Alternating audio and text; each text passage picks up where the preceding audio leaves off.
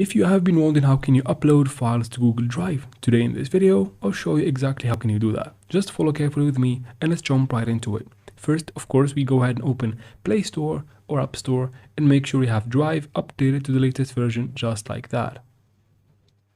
After updating the app, you can finally quit the store and go ahead and open your Google Drive. Make sure you are logged in with your Google account to Google Drive, and from here you can tap right here on this folder to upload videos or files in.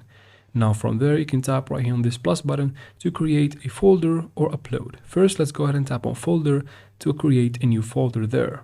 Now just name your folder and tap on create. The first step is done. To upload files, tap again on the same button, but this time tap on upload. Now from here, choose the file that you want to upload and tap on it, and it will be uploaded just like that.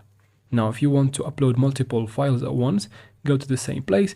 This time find the files that you want to upload and long tap on them one after the other, and tap on selecting the top right corner, and they will be uploaded in no time. And that is it for this video, guys. I hope it was useful. If it was, please like and comment down below.